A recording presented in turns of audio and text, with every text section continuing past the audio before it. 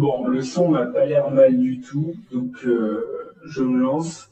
Et donc n'hésite pas à me poser d'autres questions si tu veux. Je pourrais y répondre demain, même si je suis un peu chargé, je pourrais le faire dans l'après-midi. Mais c'était juste que pour faire la masse, donc j'ai fait toutes mes recherches cette nuit et sur les 2 dernières semaines, enfin, depuis qu'on parle et depuis que l'histoire existe. Et donc voilà.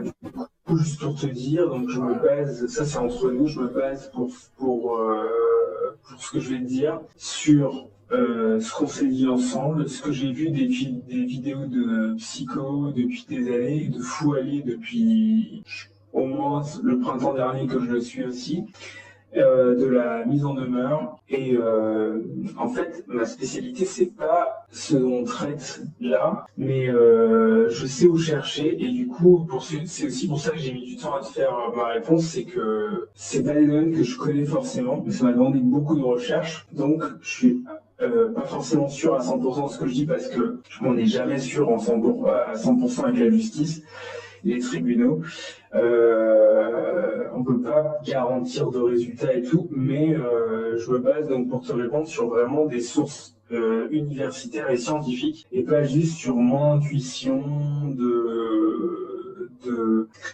comment dire, de mec qui est sur les réseaux, qui suit ses affaires, qui aime plutôt psycho, voilà et tout. Donc ça reste entre nous, mais vraiment c'est juste pour que tu saches dans quel cadre j'ai réfléchi à ça et pourquoi. Donc comme je t'avais dit avant dans un peu le sommaire là, que je t'ai fait en début d'après-midi, donc je te fais question par question et j'ai intégré les questions que tu m'as posées à 14h40 là. Donc pour commencer, même si je préfère pour des raisons personnelles intervenir de façon anonyme, ça ne m'empêche pas d'expliquer d'où je parle et quelle est mon expertise. Donc personnellement, je suis chercheur en droit, j'ai écrit de nombreux articles dans des revues juridiques spécialisées. Donc mon cœur de métier, c'est d'être universitaire et prof à l'université. Je suis pas professeur de droit, c'est-à-dire j'ai pas un poste fixe. J'arrive en fin de thèse, c'est ma 7e année, donc ça fait 5 ans déjà que j'enseigne le droit à l'université. Et je préfère préciser quand même que mes domaines de spécialité ne sont pas la procédure pénale et les dépôts de plainte et ce qu'on va aborder aujourd'hui. Par contre, j'ai écrit plusieurs livres sur le droit et sur les procédures judiciaires, ce qui est étonnant pour un profil de doctorant en droit.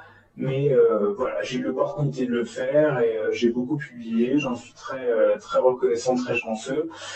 Donc voilà, du coup en fait je connais bien par ma pratique d'auteur dans des revues spécialisées et chez des éditeurs juridiques spécialisés, les procédures judiciaires, je sais où chercher en matière de procédure pénale, de dépôt de plainte, de cyberharcèlement. Et donc pour formuler mes réponses et mes observations aujourd'hui. Donc je me suis basé principalement sur mes ressources académiques disponibles via mon université, donc principalement les répertoires d'Alloz, les différentes revues d'Alloz, donc le principal éditeur juridique en France, qui est le plus connu, l'éditeur classique, aussi sur certains jurisclasseurs LexisNexis, donc ça parlera vraiment aux spécialistes.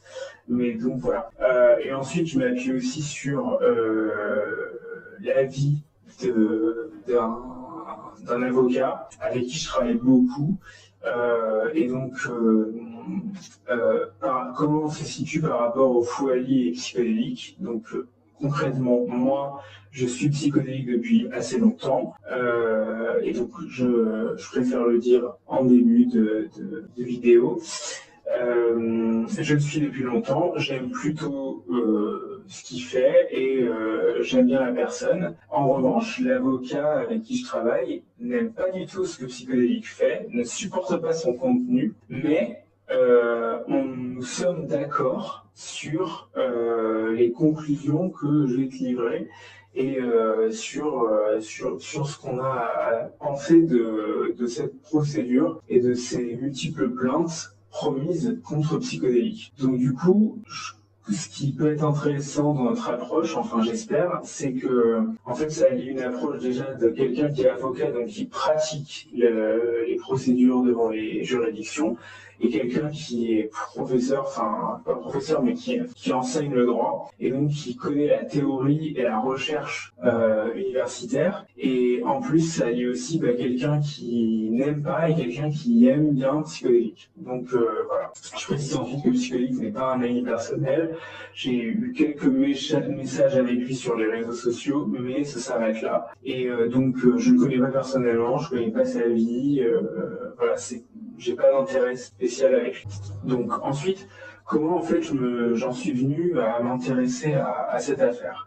En fait, tout part de mon intérêt pour le contenu d'esprit critique sur YouTube et de zététique, qui s'est d'abord manifesté par un intérêt très fort pour la tronche en biais, et ensuite donc toutes les chaînes affiliées un peu à ces thématiques-là, et donc à cette sphère YouTube-là. Et donc très vite, quand on est dans cette sphère YouTube-là, qu'on les suit, qu'on est attentif, parce que je trouve que les contenus d'esprit critique, de méthodologie scientifique, d'épistémologie manquent un peu à la faculté de droit, et donc j'étais en recherche déjà de vulgarisation sur ces thèmes, et il y a donc plusieurs années, grâce à ces chaînes YouTube que j'ai citées, j'ai eu des sources à lire en termes de méthodologie scientifique de recherche. Et ensuite, j'ai développé, j'ai poursuivi les recherches dans la matière par rapport au droit. Et donc voilà comment je suis arrivé un peu dans la sphère YouTube zététique. Ensuite, du coup, très vite, si on suit les polémiques liées à la zététique sur YouTube, on tombe sur la chaîne de psychodélique, et donc je l'ai suivi comme ça. Et ensuite, sur d'autres thématiques qui pouvaient m'intéresser à un niveau personnel, donc j'ai suivi le contenu de Foyer. Et donc je suivais en fait d'abord les deux influenceurs sans que leur contenu soit lié en fait. J'ai suivi l'un et l'autre pour son propre contenu, donc que ce soit Psycho ou Foyer, et sans qu'il y ait d'interaction entre les deux. C'est après que j'ai commencé à les suivre que les interactions sont venues, et donc c'était à peu près il y a 6 mois que j'ai vu que ces interactions sont venues, et c'est en fait quand j'ai commencé à entendre parler la tronche en biais, il s'est préparé une plainte collective contre psychodélique, des victimes que la tronche en biais et que d'autres estiment être le harcèlement psychodélique en ligne, que mon intérêt pro et juridique a été réveillé. Et pourquoi? Parce que en fait, déjà, une plainte collective, ça ne s'adresse pas contre une personne physique et individuelle. En fait, ça s'adresse surtout contre des entreprises, et il faut que les autorités, le parquet, autorisent les gens à faire une plainte collective. Donc déjà, ça m'a intrigué, et je me suis dit, mais de quoi il s'agit en fait? Est-ce que c'est vraiment une plainte collective? Est-ce que c'est un abus de langage? Voilà, là, pour le coup, mon intérêt scientifique a été vraiment... ça a commencé à clignoter. Donc, pour conclure sur cette histoire de plainte collective, pour préparer mon contenu, là, j'ai donc eu accès à la mise en demeure que Psychodélique a reçue de la part de l'avocat de Fouallier et des autres plaignants. Et donc, l'objet de cette mise en demeure indique bien plainte collective. Or, dans ces vidéos d'explication de la plainte, Fouallier explique que c'est une formulation, une façon de parler, et que ce ne sont pas des plaintes, enfin que ce n'est pas une plainte collective, mais que ce sont des plaintes déposées en même temps, de façon simultanée et conjointe, pour attirer l'attention du parquet. Et donc je trouve déjà, en fait, ce décalage déjà qu'on pressent dans les vidéos, et qui est clairement écrit dans la mise en demeure, qui a un décalage qui dit qu'une plainte collective contre quelqu'un, ça ne s'explique pas, d'autant que Fouallier et la mise en demeure explique que chaque fait lié à chaque plaignant est différent, donc en gros le contenu de chaque plainte est différent. Or une plainte collective, c'est une plainte dirigée contre une même entité pour le même fait qui a causé des dommages à plusieurs personnes. Par exemple, l'affaire du Mediator, c'est le même fait, le laboratoire met en vente et commercialise un médicament, et c'est ce même fait, cette même commercialisation de ce même médicament qui crée de multiples victimes. Voilà comment on admet une plainte collective par exemple. Donc c'est juste pour donner un exemple qui me vient en tête comme ça. Et donc ça, c'est la plainte collective. Une plainte collective, comme c'est annoncé et affiché par Fouallier et par les gens qui étaient au courant que cette action se préparait, ça n'existe pas. Et donc je trouve ça déjà très curieux d'afficher sur la mise en demeure plainte collective au singulier et non pas au pluriel. Genre c'est pas des plaintes collectives, genre enfin des plaintes déposées en même temps, c'est une seule plainte collective pour cyberharcèlement, chose qui affiche la mise en demeure dans l'objet. Donc ça déjà, ça m'a vraiment intrigué. Et donc c'est un décalage vraiment entre ce qui est dit dans la mise en demeure, ce qui est dit sur YouTube par certains créateurs de contenu et ce qui est la réalité du droit. Donc pour conclure sur cette histoire de plainte collective, pour préparer mon contenu là, j'ai donc eu accès à la mise en demeure que Psychodélique a reçu de la part de l'avocat de Fouallier et des autres plaignants. Et donc l'objet de cette mise en demeure implique bien plainte collective. Or, la question que je me suis posée pendant les semaines où j'ai préparé cette réponse, c'est dans quel ordre il faut aborder les problématiques multiples soulevées par ce drama YouTube. Est-ce qu'il faut l'aborder d'abord en commençant par est-ce que déjà Psychodélique fait quelque chose d'illégal sur sa chaîne YouTube, pour ensuite, si la réponse est oui ou non, répondre est-ce que la plainte et les plaintes de Fouallier et des autres ont une chance d'aboutir. Donc si Psychodélique fait quelque chose d'illégal, les plaintes ont une chance d'aboutir. Voilà, c'est un ordre logique et cohérent au niveau du droit. Mais sachant qu'il y a plein d'aspects à traiter liés à cette affaire, je savais vraiment pas dans quel ordre répondre. Il faut répondre à la question est-ce que ce que Psychodélique a fait est répréhensible, sachant qu'il y a plusieurs choses qui lui sont reprochées, donc des faits de harcèlement en ligne, cyberharcèlement de masse, du revenge porn, détérioration des conditions de vie des plaignants. Enfin voilà, il y a plein d'éléments à aborder. Et ensuite, il y a aussi l'élément de l'analyse de cette plainte en elle-même. Donc en fait, il y a tellement de parties de choses à voir que c'est dur de trouver un ordre. Et en fait, en lisant la mise en demeure, c'est sur elle que je vais me baser en répondant dans l'ordre de ce qui est reproché à Psychodélique dans cette mise en demeure de l'avocat, donc de Fouallier, de Lisandri, MJ Fermella, Nessie et un cinquième plaignant, dont j'ai compris qu'il n'était pas médiatisé, ne souhaitait pas l'être, et en plus il n'a pas de pseudonyme qui le désigne dans la mise en demeure, c'est son vrai nom, donc je passerai son nom voilà, sous silence, pour ces raisons-là. Donc voilà, je prends la mise en demeure dans l'ordre, et j'explique ce qui m'a sauté aux yeux et qui m'a paru bizarre, fondé ou infondé, dans cette mise en demeure, rédigée donc par l'avocat des plaignants et adressée à Psychodélique donc le 10 octobre dernier, donc il y a maintenant un mois. Donc la mise en demeure commence par l'avocat qui explique qu'il conseille donc Fouallier et les autres que j'ai cités. Il explique qu'il écrit après qu'ait été porté à sa connaissance un certain nombre de faits susceptibles d'entraîner des poursuites pénales et l'ouverture de procédures judiciaires à l'encontre de Psychodélique. Ensuite, il dit, je cite plus précisément, il avère que vous êtes à l'origine d'un harcèlement quasi quotidien infligé à mes clients depuis plusieurs années et par le biais de votre société. Donc là déjà, il y a une première chose que je trouve étrange, c'est que l'avocat ne dit pas que Psychodélique est l'auteur, donc il apparaît qu'il est susceptible d'être l'auteur des faits de harcèlement quasi quotidien infligé à ses clients, mais qu'il est à l'origine d'un harcèlement quasi quotidien infligé à ses clients. C'est une formulation qui me paraît très vague, et donc en droit pénal, pour être auteur d'une infraction, on explique très bien que nul ne peut être auteur d'un délit sans intention de le commettre. Donc déjà, être à l'origine d'un harcèlement quasi quotidien, ce n'est pas être auteur d'un harcèlement quasi quotidien, ou d'une infraction de harcèlement. Donc déjà, ça me paraît un peu flou. Et donc ça m'alerte. Ensuite, si je passe dans le reste de la mise en demeure, donc la mise en demeure dit à Psychodélique que sous prétexte de commenter l'actualité, vous publiez délibérément depuis plusieurs années du contenu à charge contre mes clients. Là, je ne vois pas de qualification pénale. On peut, même en commentant l'actualité, publier délibérément, comme les journalistes le font, du contenu à charge sur des personnes depuis plusieurs années. Là, aucun élément n'est incriminant ou problématique d'une analyse pénale. Se pose quand même la question de savoir est-ce que Psychodélique est journaliste, chose qu'il dit pour plaisanter, mais ce n'est pas une plaisanterie, parce qu'en fait cette qualité de journaliste, elle est importante. Donc cette question de savoir qui est journaliste au sens de la loi est importante parce que la suite de la mise en demeure explique, je cite, le processus mis en place par Psychodélique est presque toujours le même.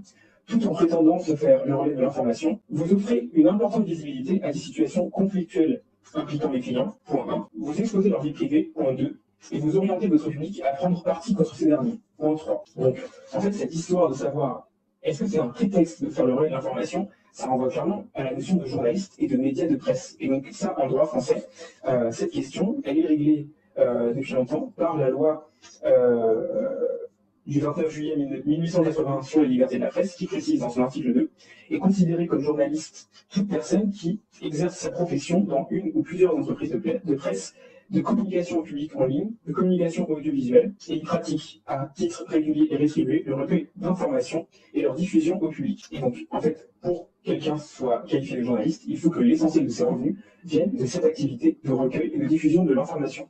Déjà, donc, premier élément. Et donc, pardon, je reprends, concernant YouTube, donc là, ma source, c'est le répertoire de droit pénal et de procédure pénale d'Alloz, plus précisément la partie concernant la jurisprudence liée à la Convention européenne des droits de l'homme en matière de droit de la presse. On nous précise bien dans cet article qui fait autorité que, compte tenu de l'importance de YouTube comme source de communication et d'information, en en bloquer l'accès ne peut se faire qu'en respectant strictement la condition de légalité et de garantie pour ses utilisateurs. Sinon, ça viole l'article 10 de la Convention européenne des droits de l'homme sur la liberté d'information. Et donc, toute cette partie en fait, de l'article explique que Internet, de par la fonction que les plateformes offrent aux blogueurs, aux utilisateurs populaires dans des médias sociaux, est assimilée à celle en fait, de chiens de garde public, et que donc il bénéficie des protections offertes aux médias de presse. Donc YouTube, c'est un média de presse au sens de la loi. Le droit européen des droits de l'homme s'impose en France.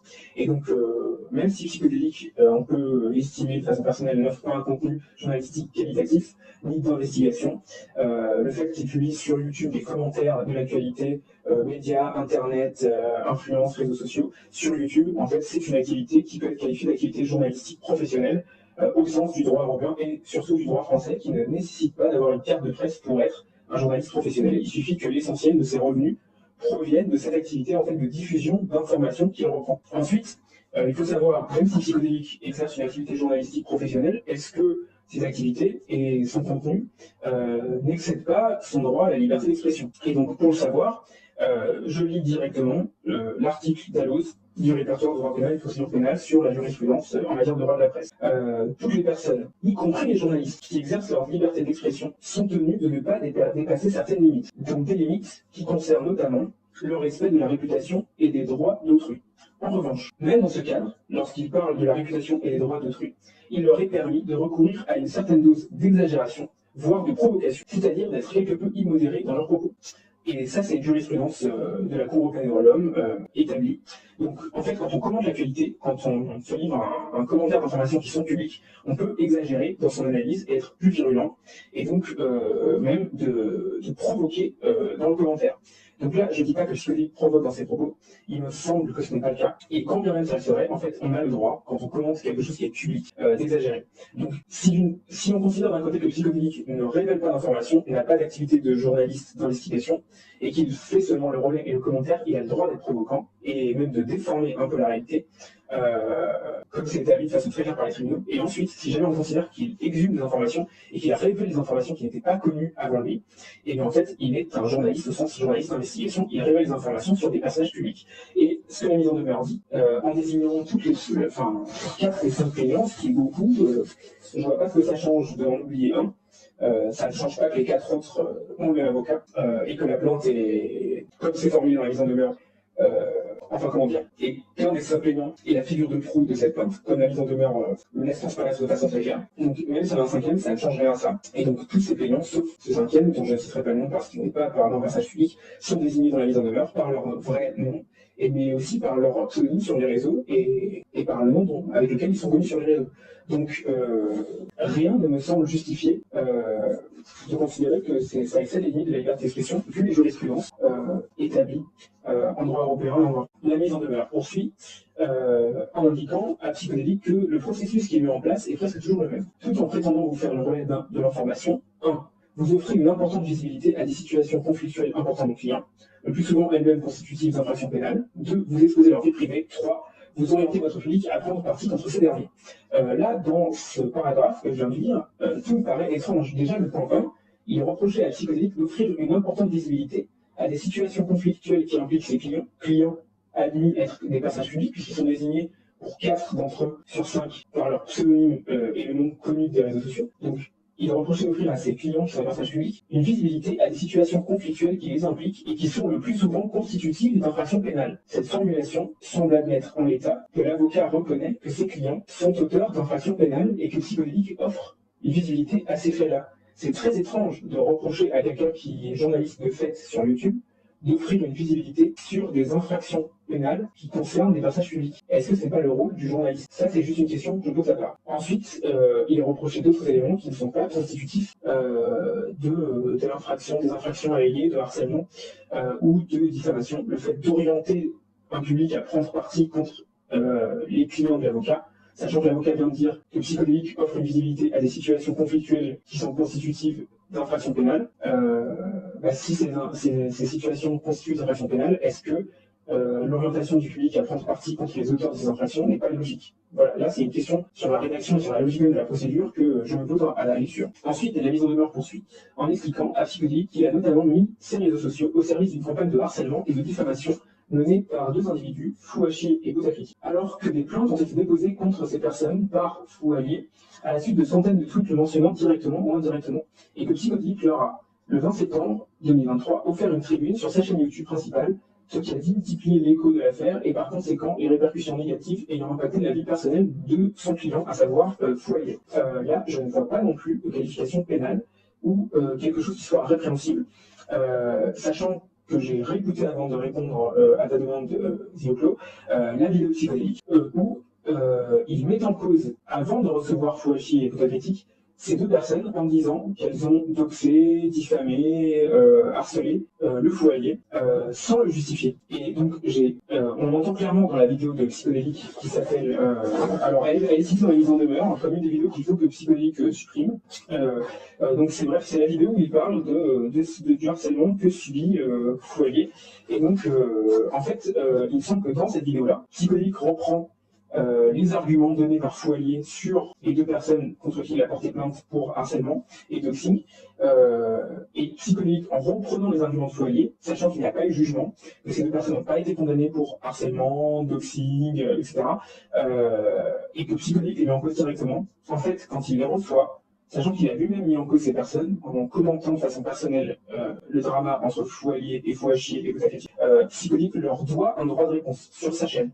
Donc, même s'il leur offre une tribune sur sa chaîne, ce n'est pas lui qui est l'auteur des propos, et il offre une tribune à des personnes qu'il a mis en cause de façon personnelle, et pour moi, de façon, pour l'instant, en l'absence de condamnation diffamatoire, ce droit de réponse leur est dû. J'en profite pour faire un petit point juridique sur le droit de réponse. Donc souvent, que ce soit dans les vidéos de Psychodélique ou de Foualier, ils expliquent qu'ils donnent leur droit de réponse à quelque chose qui les met en cause, ou alors qu'ils récupèrent le droit de réponse de quelqu'un d'autre à une polémique publique. En fait, le droit de réponse, ce n'est pas ça. Parce que tout le monde a le droit de s'exprimer sur quelque chose qui le concerne. En fait, le droit de réponse, c'est le droit de répondre dans un média qui nous a mis en cause à cette allégation qui nous a mis en cause. En fait, le droit de réponse, c'est le droit de voir sa réponse publiée dans le même média qui nous a mis en cause. Donc en fait, le droit de réponse, ce n'est pas lorsque Foualier répond sur sa chaîne à des personnes qui l'ont impliqué publiquement, c'est lorsque quelqu'un demande à un autre média de publier son avis quand cet autre média l'a mis en cause. Et donc là, je lis l'article droit de réponse sur Internet de mars 2022 sur le recueil d'Alos. Le droit de réponse sur Internet ne suppose pas l'existence préalable d'un contenu enfermant une attaque ou témoignant d'une intention de nuire à l'individu désigné. Contrairement au droit de réponse en matière de communication audiovisuelle, l'existence du droit de réponse en ligne n'est pas subordonnée à la publication de propos portant atteinte à l'honneur et à la réputation d'autrui. Le droit de réponse sur Internet trouve son fondement dans l'opportunité offerte à une personne mise en cause d'exposer son point de vue, ses explications ou encore ses réserves dans les mêmes conditions que la publication d'origine. Contrairement au droit de réponse en matière de droit de la presse, le droit de réponse sur Internet ne trouve pas seulement son origine dans l'écrit. Il peut être répondu à une vidéo, une image ou encore un son. Donc clairement, le droit de réponse sur Internet offre, en fait, dès le moment où Psychodélique a parlé de Putacritique et Fouachier, en fait, ce droit de réponse, la loi française offre le droit à Putacritique et à Fouachier de répondre à ce qu'a dit Psychodélique, que ce soit ses arguments ou ceux de Foualier qui le reprend sur sa chaîne. Ça offre le droit aux deux personnes mises en cause de répondre sur la chaîne de Psychodélique dans les mêmes conditions à ce que dit Psychodélique et donc de se défendre directement. En fait, c'est ça le droit de réponse. Et donc, c'est ça que normalement tout éditeur de contenu doit offrir à quelqu'un qui est mis en cause dans son média. Je rappelle par exemple l'affaire de Yann Moix, qui était allé dans l'émission de Ruquier, On n'est pas couché, et qui avait mis en cause son frère, qui l'avait accusé d'avoir diffusé à la presse le fait que Yann Moix avait publié quand il était jeune des revues antisémites, racistes, etc.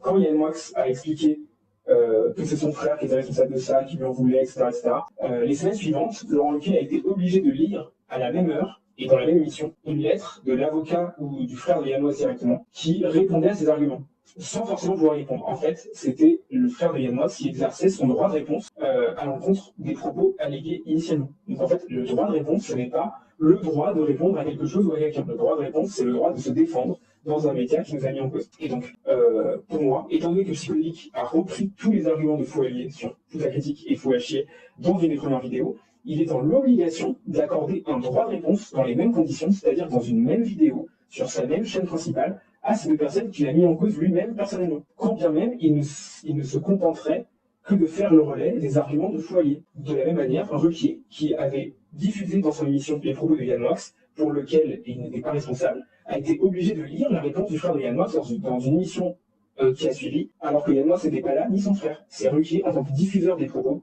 et enfin, Ruquier et sa production, qui doit accorder un droit de réponse à la personne mise en cause dans son média. Et donc, c'est ça le droit de réponse. Le droit de réponse, c'est pas j'ai le droit de répondre à quelqu'un qui m'a mis en cause et je lui réponds sur mon média. Ça, c'est la polémique de la liberté d'expression classique, c'est pas le droit de réponse. Et donc, pour illustrer ce point, avec les mêmes personnes, par exemple, toi, Zéoclo, sur ta chaîne, quand tu as expliqué que pour toi, tu considérais ta critique comme une harceleuse et tout, en fait, si elle te réclame que sur ta chaîne, tu diffuses sa réponse ou elle te répond des arguments expliquant pourquoi elle n'est pas une harceleuse et pourquoi tu dis ça, en fait, légalement, tu as l'obligation de diffuser son propos.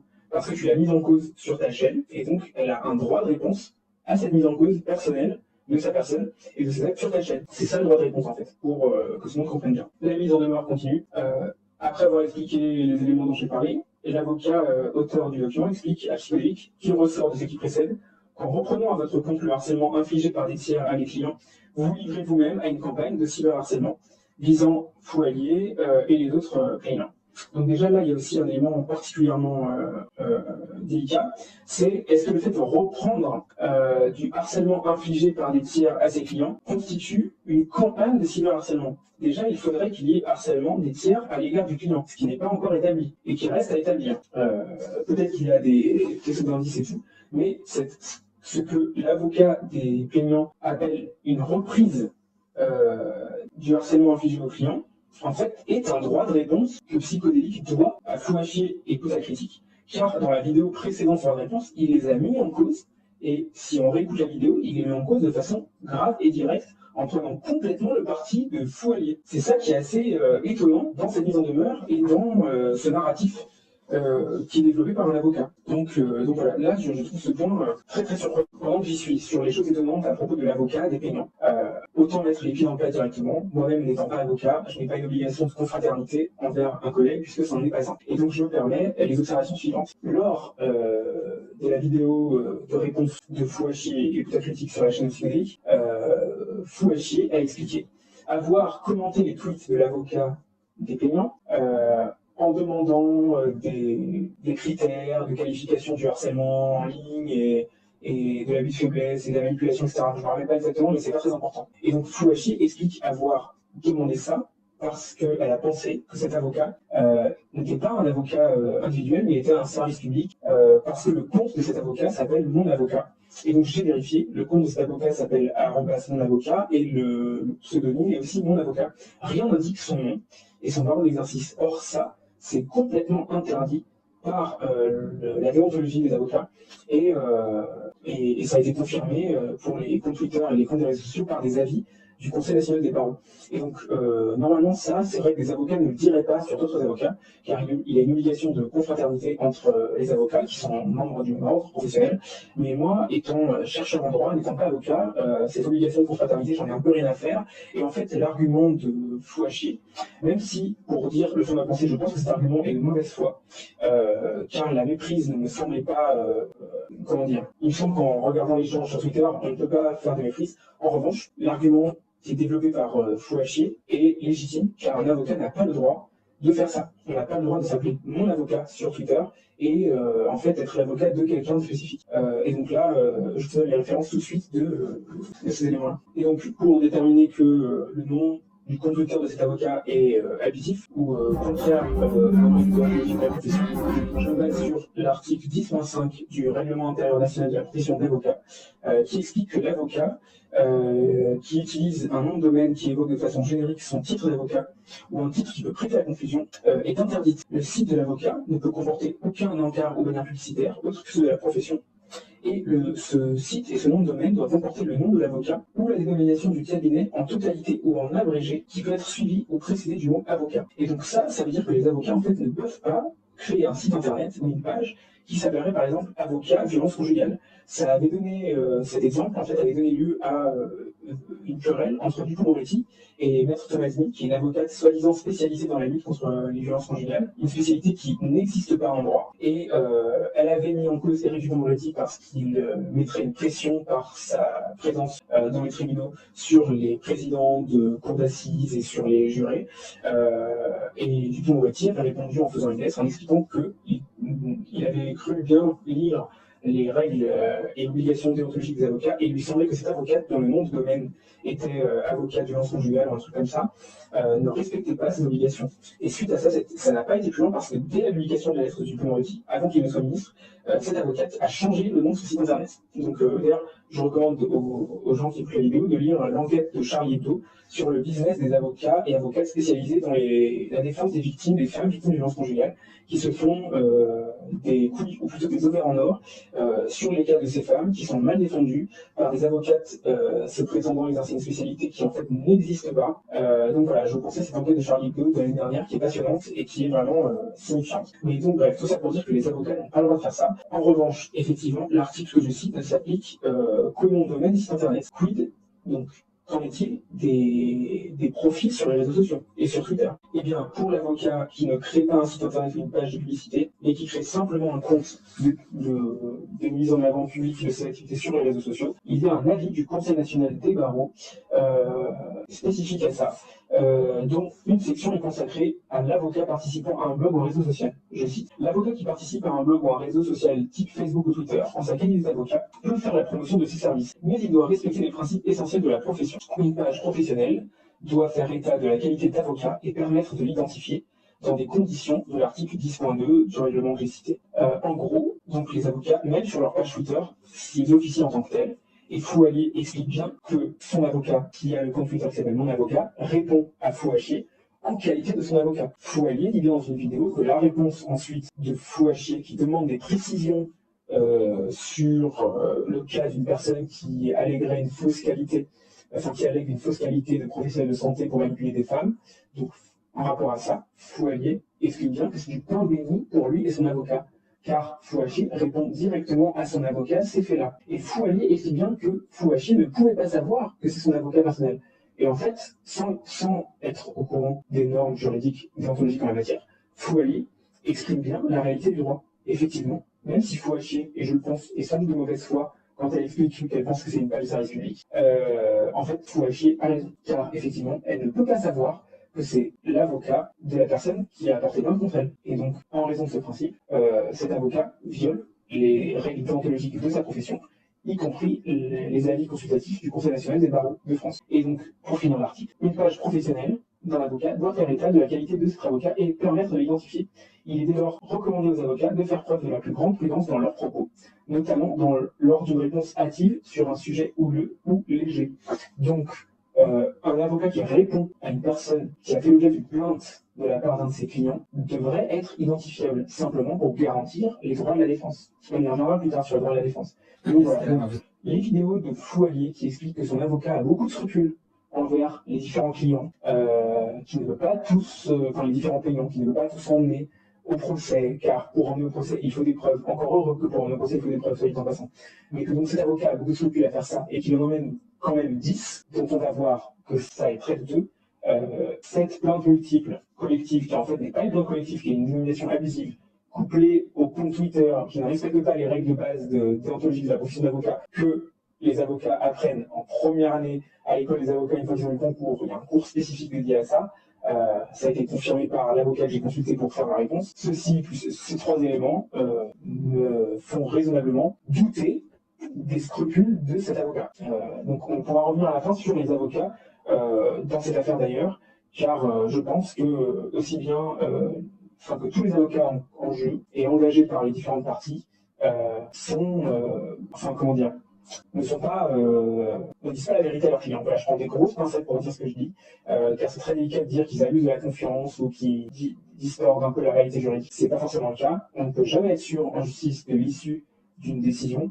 En revanche, on peut, quand on connaît la jurisprudence et les avis des universitaires, et quand on les a lus, comme j'ai essayé de le faire le plus objectivement possible, on peut sincèrement douter de noms avancés par des avocats à leurs clients dans les affaires. Et quand je dis ça, Je parle des avocats des deux parties, qu'il s'agisse de l'avocat de Fouallier et des coplaignants qu'il a alliés à sa cause, ou de l'avocat de Psychodélique. Voilà.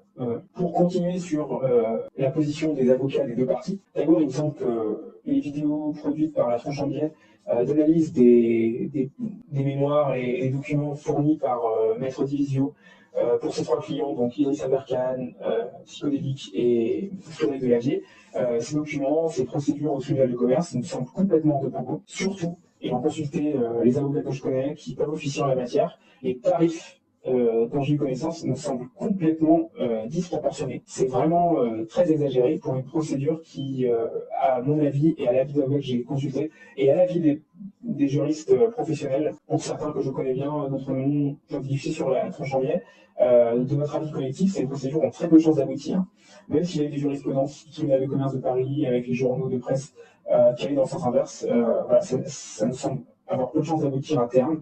Et par exemple, pour ce qui oppose Tronche en Biais et Aberkane, je ne vois pas d'éléments qui pourraient mener à une condamnation. Pour ce qui oppose Tronche en Biais et Delavier, j'avoue que je ne me suis pas assez intéressé à l'affaire. En revanche, pour ce qui oppose Tronche en Biais et Psychodélique, il me semble voir des propos de la Tronche en Biais qui pourraient être constitutifs de dénigrement et enfin surtout d'injures, comme par exemple le fait que Psychodélique soit trop bête pour pouvoir mettre un pantalon, des choses comme ça, qui sont assez indécentes et qui, pour moi, pourraient être sanctionnées en justice, mais pas devant un tribunal de commerce. Il faudrait agir devant un tribunal classique. Enfin, juste déposer une plainte pour un agent public. Il faudrait que cette plainte elle soit instruite et tout. En fait, le fait de déposer au tribunal de commerce, ça permet aux avocats d'aller plus vite, de s'éviter l'intervention d'un parquet qui va mener une enquête et donc de multiples étapes procédurales longues, etc. En fait, ça permet d'aller au tribunal de commerce, ça permet de donner une impression d'effectivité et de vraie mise en œuvre de la justice, parce qu'en fait, tout simplement, c'est pratiquement automatique. Donc, c'est beaucoup plus simple. Mais la vraie procédure pour moi, que Psychodélique aurait dû faire avec un avocat, c'est d'aller pas devant un tribunal de commerce, mais de déposer une plainte, peut-être avec constitution de partie civile, mais pour un agent public. Voilà, ça se tentait. Je suis pas sûr que ça aurait abouti, mais c'est ce qui se tentait beaucoup plus que ce qui a été tenté pour l'instant. Et surtout, ça se tentait pour des tarifs beaucoup moins chers. Donc voilà, mon avis, c'est que Psychodélique est quelqu'un qui a l'air de ne pas connaître le droit, qui a l'air assez effrayé des procédures. Et par rapport au contenu qu'il produit et par rapport aux faits divers qu'il traite, on peut le comprendre. D'ailleurs, je note une contradiction dans les propos de Fouallier, car lui-même fait une cagnotte de plusieurs dizaines de milliers d'euros pour pouvoir se défendre correctement en justice contre ce qu'il estime être du cyberharcèlement de la part de Psychodélique. Mais quand Psychodélique explique dans une vidéo qu'il a peur et qu'il n'a pas confiance d'aller en justice et que ça va lui coûter une blinde, et qu'il parle de vendre sa maison, etc., là, Fouallier répond que la justice est gratuite et qu'il suffit à Psychodélique, s'il s'estime victime de harcèlement, de prendre les screens et les captures d'écran et d'aller porter plainte et que c'est gratuit. Donc dans ce cas-là, puisque Fouallier dit ça, je ne comprends pas la démarche et sa cohérence personnelle d'action judiciaire. Ce n'est pas cohérent entre les deux propos. De faire une cagnotte aussi élevée où il estime qu'il faut un avocat pour bien être défendu et être bien représenté quand on est victime de cyberharcèlement comme il estime en être victime, mais qu'à l'inverse, un Psychodélique qui est attaqué par une dizaine de personnes a peur des conséquences de cette attaque, ne connaissant pas le milieu du droit, étant, bon, je pense mal conseillé, quand il exprime une crainte et un état de détresse qu'on voit clairement dans son live de 5 heures, un état d'effondrement, à ce moment-là, Fouallier estime qu'il n'a pas à se plaindre, le procès sera long, pour reprendre ses mots exacts, que le procès sera long et que la justice est gratuite, Psychodélique n'a qu'à aller en commissariat, déposer une plainte avec escrime. Il y a vraiment une incohérence entre ce qui est fait d'un côté, on estime que 35 000 euros sont nécessaires pour mener à bien cette action, et ce qui est prescrit de l'autre. Quand quelqu'un explique qu'il pense aussi être victime de cyberharcèlement, ce qui est le cas, je dis pas qu'il l'est, qu'il explique qu'il pense l'être, et là on lui dit que c'est gratuit, qu'il a juste à aller au commissariat avec sa screen. Pourquoi Fouallier, qui explique à longueur de live et de vidéo avoir tous les screens dans sa possession, il répète ça tout le temps, pourquoi lui ne fait pas la même chose alors? Pourquoi il lui faut autant? Je ne comprends pas, sachant qu'en logique judiciaire et en simple philosophie de droit de la défense, il est plus simple d'attaquer et il est plus nécessaire d'avoir un avocat qui connaît les procédures et les droits de la défense pour se défendre. Donc en termes de philosophie du droit, il est plus cohérent d'offrir une défense équitable et légitime à l'accusé, plutôt qu'au demandeur, qu'au plaignant. Voilà, donc ça c'est une logique générale que je ne comprends pas et qui ne fait pas sens d'un point de vue de philosophie du droit, et de philosophie plus généralement du droit. Ensuite, sur le fait que la mise en demeure explique en introduction à Psychodélique qu'il est auteur et qu'il se livre de façon quasi quotidienne à des faits de harcèlement. Je reprends la page et la formule. Voilà, plus précisément, il appelle que vous êtes à l'origine d'un harcèlement quasi quotidien infligé à mes clients. Or, il y a une liste qui est assez exhaustive, puisqu'elle cite même des vidéos où dans les titres en tout cas, ne figurent pas les clients de cet avocat et de cette coalition de clients. Il y a 70 vidéos qui sont citées. Ce qui me permet de dire que c'est Fouallier qui mène cette action judiciaire et qui est à la tête, c'est que dans la mise en demeure, il existe donc 2, 4, 6, 8, 10... 12 vidéos citées concernant spécifiquement le cas de Fouallier. Donc 12 vidéos qui sont sur la chaîne de Psychodélique. Elles sont citées en premier et à part. Ensuite, toutes les autres vidéos qui concernent les 4 autres plaignants sont citées de façon conjointe et ne sont pas dissociées. Donc il y a bien d'une part dans la mise en demeure ce qui concerne Fouallier et d'autre part ce qui concerne les autres.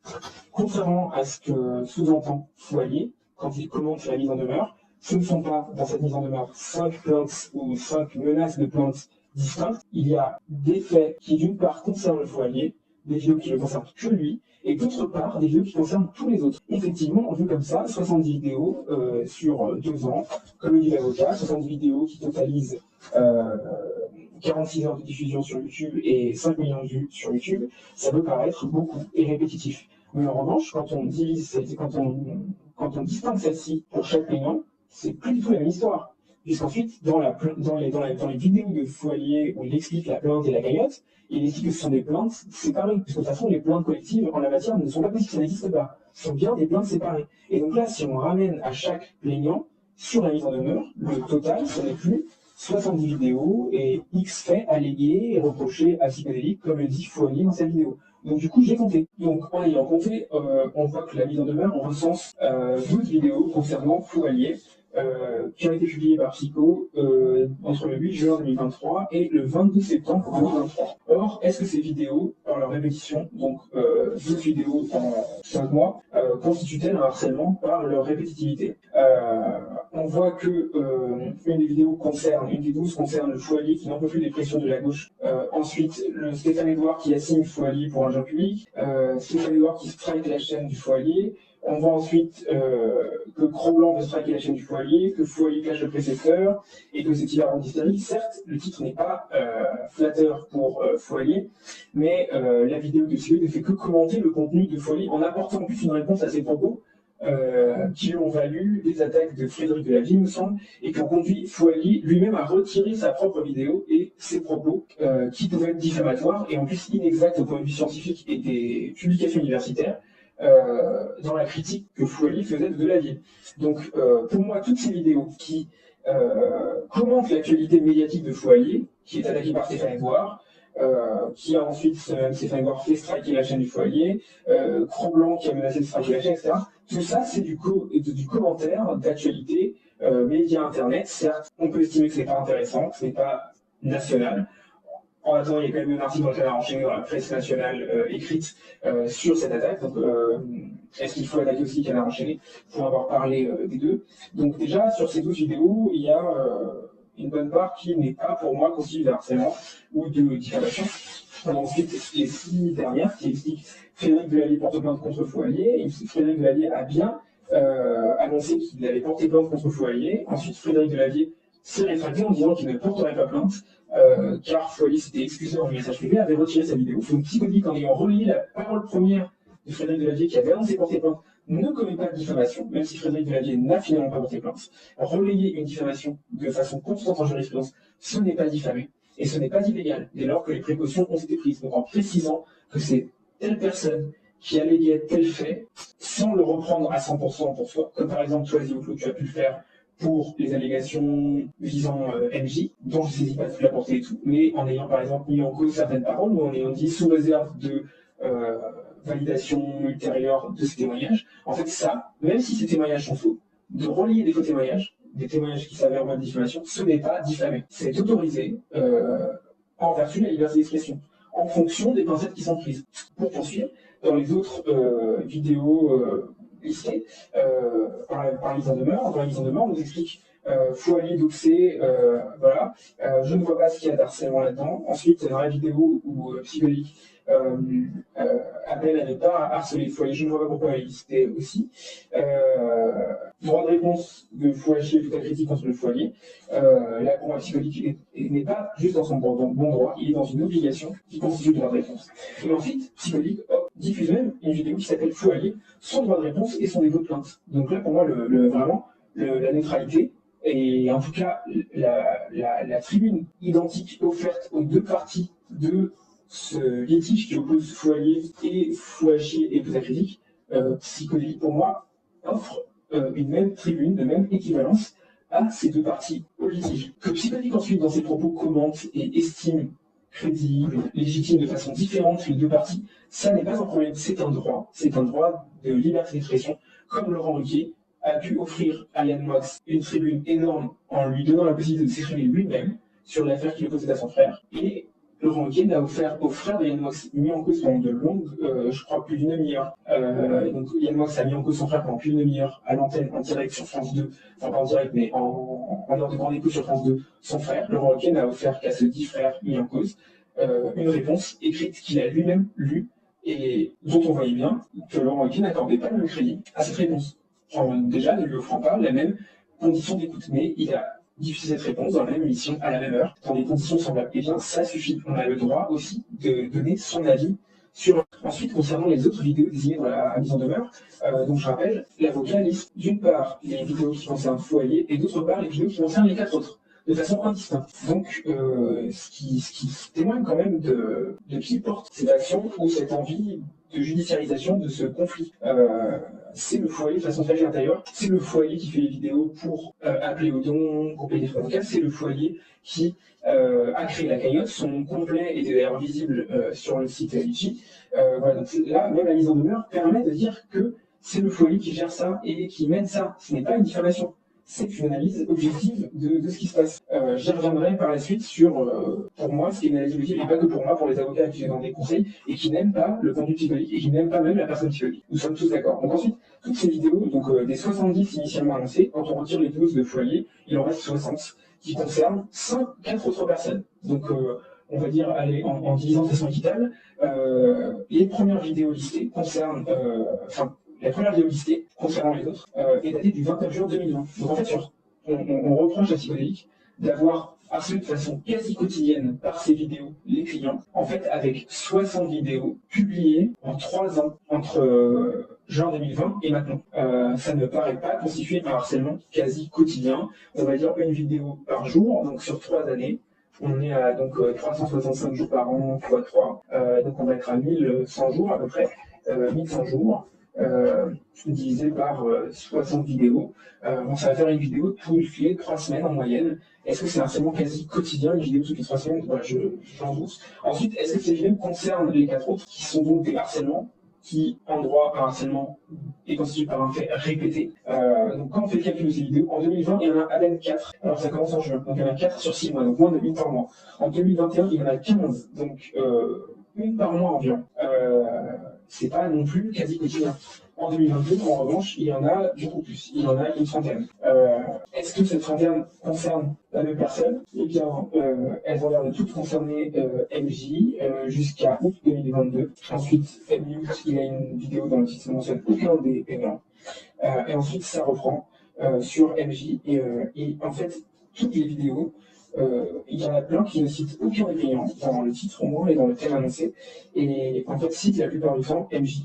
Il y en a à peine quelques-unes qui citent dans le titre les autres payants, donc par cela j'entends Misandrie et Nessie. Concernant le 5e, il n'est cité dans aucun titre et aucun sujet des vidéos visées dans la mise en demeure. Donc ça c'est aussi assez énigmatique pour moi. D'abord, en quoi cette liste de 70 vidéos constitue une preuve de harcèlement quasi quotidien à l'égard des clients coalisés. Et ensuite, ces périodes s'étendent sur 3 ans, voilà, ça pose beaucoup de questions.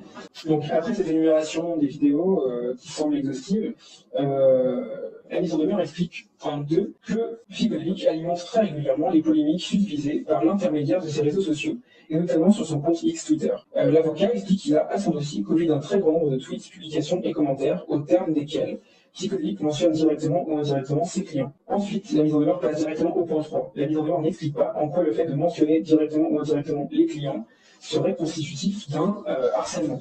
Les clients étant désignés dans la mise en demeure par leur pseudonyme, sauf le 5e, par leur pseudonyme public, avec des affaires qui n'ont pas été sortis par Psychodélique, en quoi est-ce illégal, du coup, pour lui, de mentionner directement ou même indirectement ses clients? Ce n'est pas dans la mise en demeure. Enfin, le dernier point reproché à Psychodélique, c'est de s'en être, à plusieurs reprises, pris directement au client de cet avocat qui forme conjointement cette mise en demeure. Et donc, la liste des faits reprochés commence par l'histoire de revenge porn à l'encontre de MJ. Donc je lis la mise en demeure. Vous avez diffusé publiquement et à une grande audience des échanges privés d'ordre intime entre MJ et Madame blabla, notamment dans une vidéo intitulée « On écoute les ligues de MJ et on rétablit la vérité. Vous vous êtes fait diviseur public d'une conversation à caractère sexuel ayant eu lieu entre mes clients. Ce seul fait est constitutif de l'infraction pénale dite de revenge porn, laquelle est punie de 2 ans d'emprisonnement et de 60 000 € d'amende par les articles 30 du code pénal. » Donc sur ce point, cette caractérisation de revenge porn et de peine encourue est reprise aussi par le Foualier dans ses vidéos, où il explique que de nombreuses jurisprudences existent qui condamnent pour un seul fait de revenge porn des gens à de la prison ferme. Donc cette allégation de Foualier et cette insinuation dans la mise en demeure m'ont poussé à aller faire plus de recherches sur ces jurisprudences qui existeraient, qui feraient risquer à Psychodélique de la prison ferme pour le revenge porn qu'il a fait. Donc voilà mes recherches, qui donc je ne suis pas un spécialiste en la matière, donc je me base sur les articles universitaires, sur la base d'Alloz payante, qui est assez chère, réservée aux professionnels du droit, en la matière, et donc qui est le site de référence. Donc voilà ce qui est déjà l'infraction de revenge porn. Donc le revenge porn, c'est puni dans le code pénal, à l'article 226-1 et suivant du code pénal. Je cite, donc cet article punit d'1 an de prison, 45 000 € d'amende, le fait, au moyen d'un procédé quelconque, volontairement, de porter atteinte à l'intimité de la vie privée de quelqu'un, en captant, enregistrant ou partageant, sans le consentement de l'auteur, des paroles prononcées à titre privé. Donc voilà, ça c'est la base de l'atteinte à la vie privée. Ensuite, il y a eu des ajouts récents à cet article. Et donc, lorsque ce que je viens de dire concerne des paroles ou des images qui présentent un caractère sexuel, qu'elles soient prises dans un lieu public ou privé, eh bien, le fait de révéler cela au public sans l'accord de l'auteur, si c'est un caractère sexuel, ça porte les peines encourues à 2 ans d'emprisonnement et 60 000 € d'amende. C'est ça que Foualier cite comme peine maximale encourue et peine encourue par les agissements psychodéliques. Si j'ai bien compris, ces faits sont encourus parce que Psychodélique a partagé des audios d'un des plaignants qui ont un caractère sexuel avec l'une des plaignantes. En revanche, j'ai aussi cru comprendre à juste titre que Psychodélique n'a pas lui-même partagé en première main ces leaks. Il n'est que la seconde main. C'est en fait la fin de la chaîne. En plus, Psychodélique a supprimé la vidéo où il avait partagé cet élément. Il me semble, dans les heures, et même moins de 24 heures après la première publication, et je crois même beaucoup moins, disons que c'est dans les heures ayant suivi. Et donc en fait, ça, après avoir demandé et en avoir parlé aux avocats experts du sujet que je connais, ils m'ont expliqué que ça pouvait rentrer dans le cadre du repentir actif. Il y a des lois en France qui expliquent que si l'auteur d'une infraction, donc d'un délit, là, en l'espèce, exerce un repentir actif, c'est-à-dire qu'il cesse l'infraction de lui-même, parce qu'il a pris conscience que ce n'était pas correct, le juge doit en tenir compte pour réduire les peines. Donc là, ça, ce sont les vraies jurisprudences qu'on trouve. Parce que jurisprudence, ça veut dire quoi? Foualier explique qu'il y a de nombreuses jurisprudences qui condamnent pour un simple fait de revenge porn à de la prison ferme, et que c'est ce que Psychodélique risque. En fait, jurisprudence, ça veut dire plusieurs choses. Donc, le revenge porn, d'abord, jurisprudence, si on prend le droit anglo-saxon, ça veut dire la philosophie du droit. On va voir des livres de jurisprudence, c'est des livres qui vont expliquer la philosophie du droit, comment des principes de la nature humaine permettent de considérer ce qui est juste ou pas, et donc ce qui doit faire partie du droit ou pas. Ça, c'est en droit anglais. Mais en droit français, jurisprudence, ça veut dire deux choses. Ça veut dire d'abord, premièrement, ça désigne de façon générale toute décision de justice rendue par un tribunal, puisque c'est une décision de justice. Donc, n'importe quelle décision de justice que vous trouvez, c'est une jurisprudence. En revanche, quand on parle de la jurisprudence, de façon nominale, ça désigne en fait la décision des juridictions qui s'imposent pour un cas précis. Donc la jurisprudence, c'est la décision appliquée par les juridictions françaises et qui est reconnue comme telle. C'est-à-dire, c'est pas un simple tribunal local qui l'a dit, c'est des juridictions supérieures, donc les cours d'appel ou les cours suprêmes, cours de cassation, conseil d'État. C'est les décisions et la solution adoptée par des cours qui font autorité pour un cas précis. Ça, c'est là, quand on parle de la jurisprudence. Donc, on dit la jurisprudence en la matière considère et estime que, blablabla, c'est que c'est la décision juridictionnelle admise. Et les jurisprudences, c'est l'intégralité des décisions de justice rendues par les tribunaux du pays. Donc, j'ai cherché, est-ce qu'il y avait vraiment une jurisprudence en matière de revenge porn? Est-ce qu'il y avait une décision de justice qui faisait autorité en matière de peine à fournir et en matière de fait qu'on peut qualifier de revenge porn quand l'auteur du revenge porn qui est attaqué et qui est visé par une plainte n'est pas en fait celui qui a diffusé en première main le document qui révèle la vie privée. Eh bien, dans les deux cas, je n'ai pas trouvé dans les revues Dalloz et LexisNexis de jurisprudence, donc de décisions de justice qui font sens et qui s'imposent dans tel cas en la matière. Je n'ai pas trouvé ça. En revanche, dans les presses de médias régionaux ou nationaux qui relatent beaucoup de faits divers, on retrouve des comptes rendus d'audience où